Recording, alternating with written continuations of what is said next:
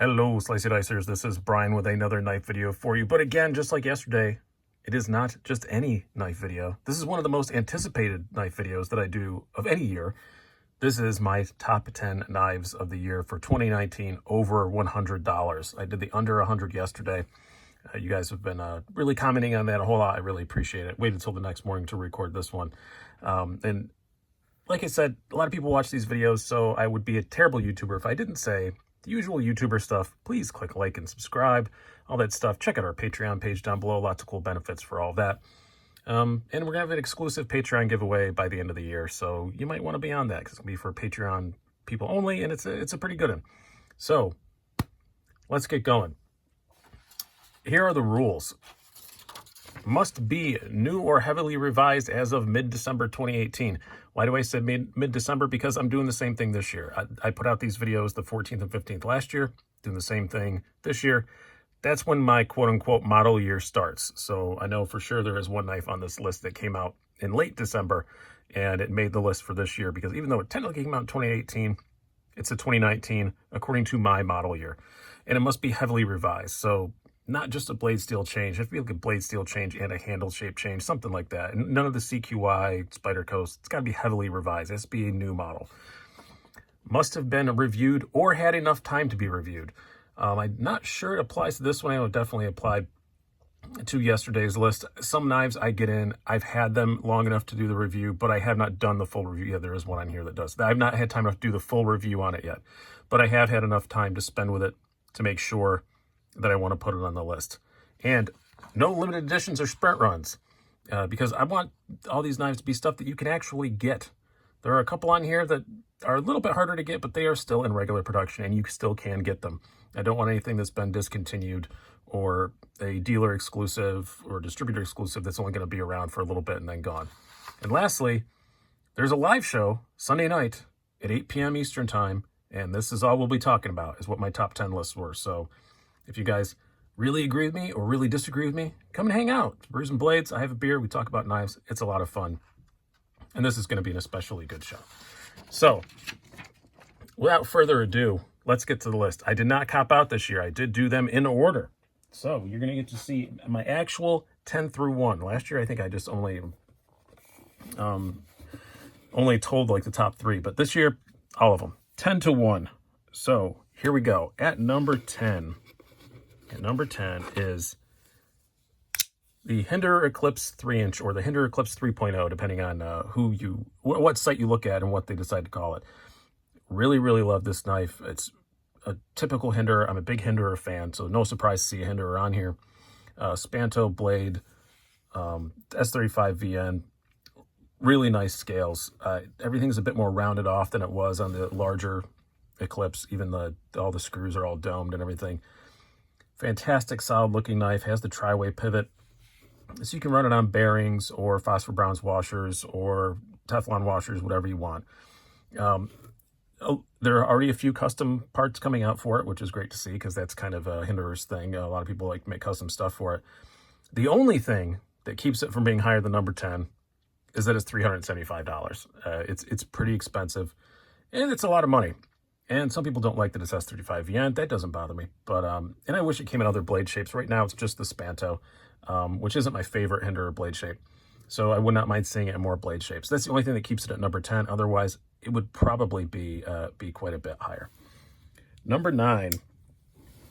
This is one that kind of snuck in at the last minute. This is one, again, I've done a first impressions review, but I haven't done the full review of it yet.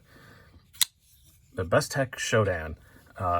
I've only had it for 2 or 3 weeks now, but man, I can't keep it out of my pocket. It is a really cool knife. Todd Knife and Tool Design.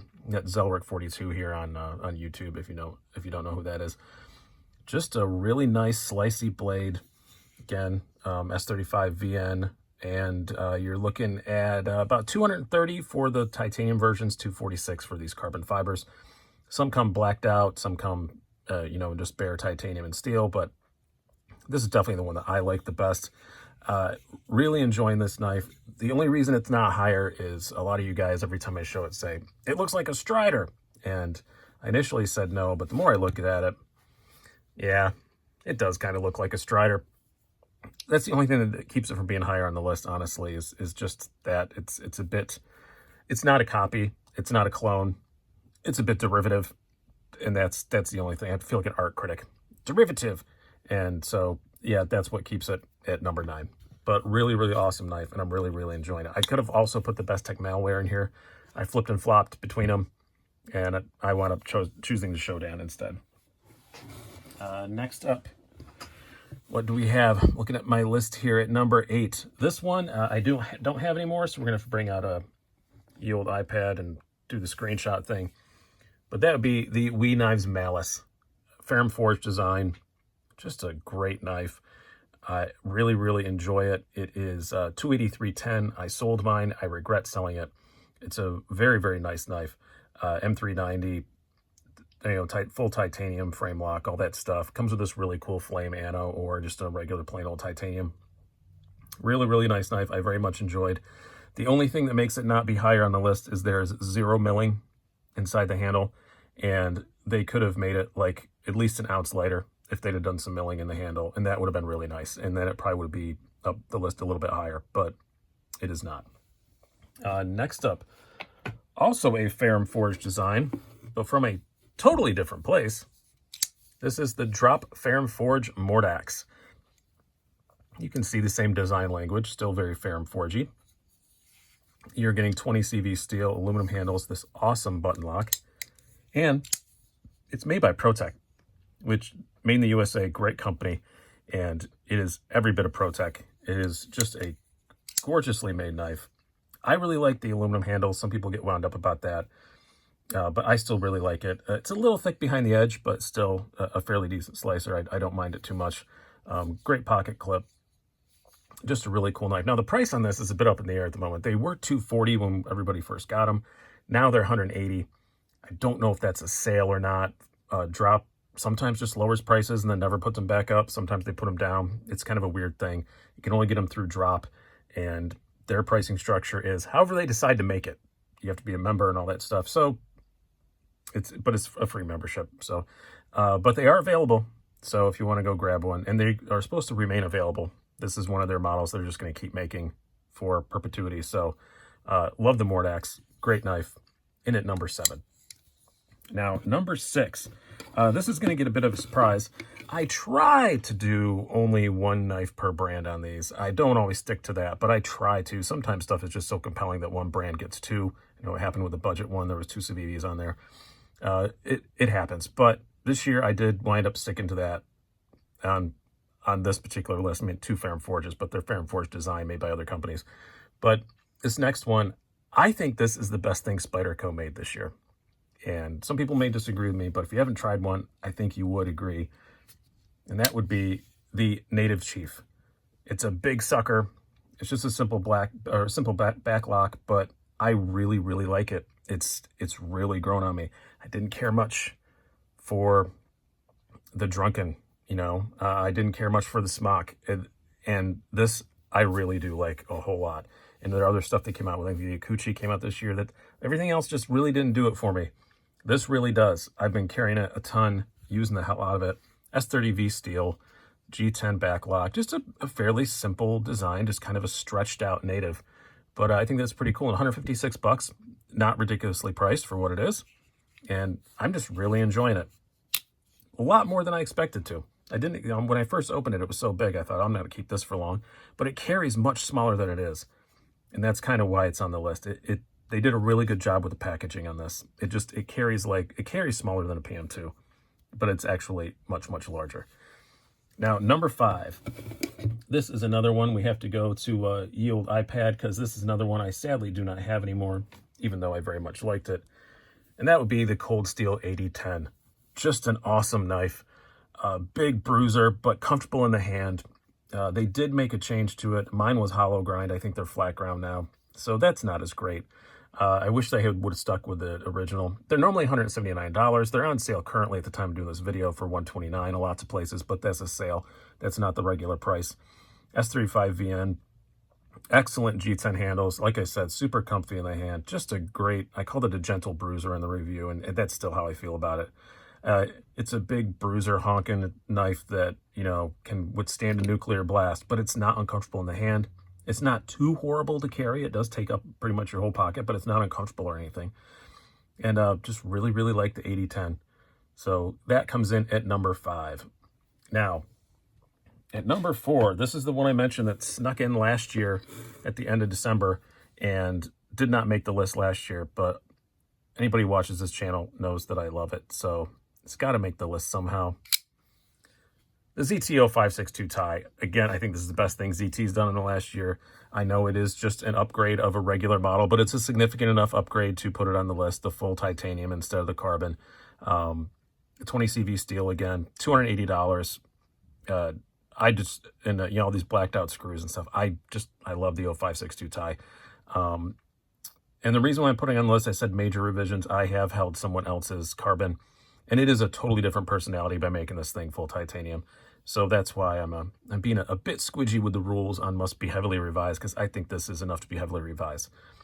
The reason that it's not up higher is even though it is nicely milled out, they did a great job. This is actually lighter than the carbon fiber version.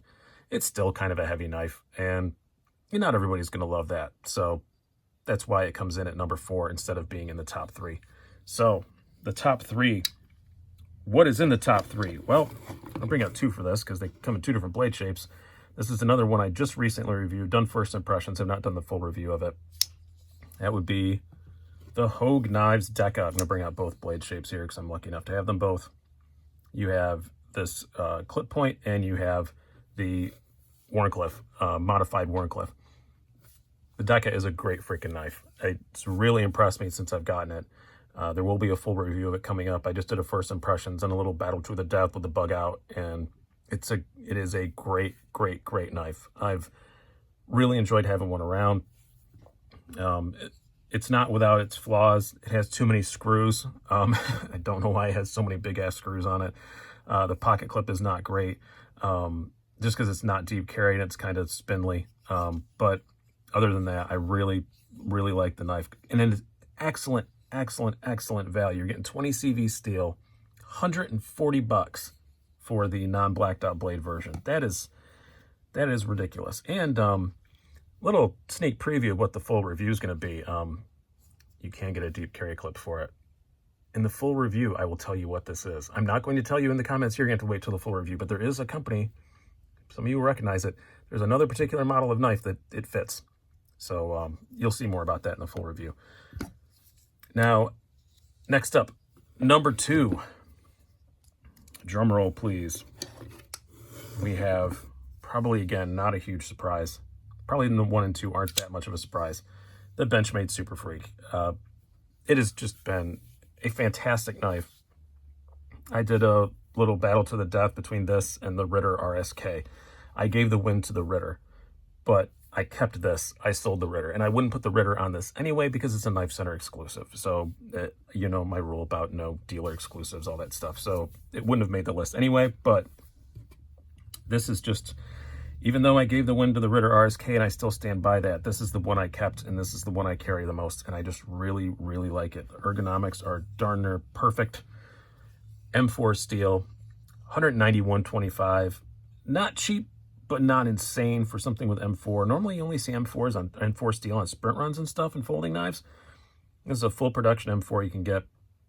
You know, it might have won number 1 if it didn't have the darn coated blade. I just don't like the coated blade, not even just for aesthetic reasons. It's just Benchmade's reasoning is because, oh, M4 is not a stainless steel and blah, blah, blah. It's like they just don't trust us to take care of it. And that, I don't know, maybe I'm just insulted by the black blade. I just feel like, oh, you don't trust me, I have to put a little child protection on it or something. You know, that's why EDCI and other coatings and stuff were invented, you know, that don't change the color of the blade. So that's the only thing that keeps it probably from winning number 1. So what is number 1? Number 1, again, probably no surprise. This same brand almost won number 1 last year. I'm going to do some explaining. They are hard to get. You do have to get on a waiting list to get them. So people are probably going to say, oh, but you said it has to be readily available. But they've become a lot more available this year. And I've talked directly to the company, and they do have very good plans. They're going to become even more available next year. And you can get one. You just have to be patient. They are going to be in continuous production. This is a model they are not getting rid of. So with all that built up, I'm sure you guys know what it is. The TRM Atom. Like I said, I almost gave it to the Neutron last year, but at that time, they took a really long time to get. Now they don't take nearly as long, and it's just great. It's just so good that I couldn't let that little thing of that you might have to wait a couple, 3 months to get one. I couldn't let that knock it off the top of the list because it's just that damn good. It is not just a big Neutron, like I said in the review. The scales are his nested liner, so the scales are much more comfortable. It has that nice deep carry clip, which is fantastic. The blade is just as good at 20 CV, super, super slicey thing. I like it a lot more than the Neutron, and I really liked the Neutron. It still has the easily swappable scales. You can get contoured carbon fiber scales now. They have some milling on them. I think there's contoured titanium coming at some point. You can get G10 scales. You can get all kinds of stuff for them. And it takes 2 seconds to swap the scales. You don't have to take the knife all the way apart. You just pop off the pocket clip and remove these other 3 screws and swap them in. It takes literally seconds. It's just too good. It was too good for me to penalize it for the limited availability thing, because it's not unavailable. It's not a sprint run. It is in production for as long as they can see. It's just going to take you a minute to get one. So got to give it to the Atom for my knife of the year over $100. Probably not a big surprise to anybody because this is in lots of my videos. And I did say in a video earlier this year, if I could keep only one of my knives, it would be this. And I still feel that way. So I hope you guys have enjoyed this. I've been Brian. Have a good one.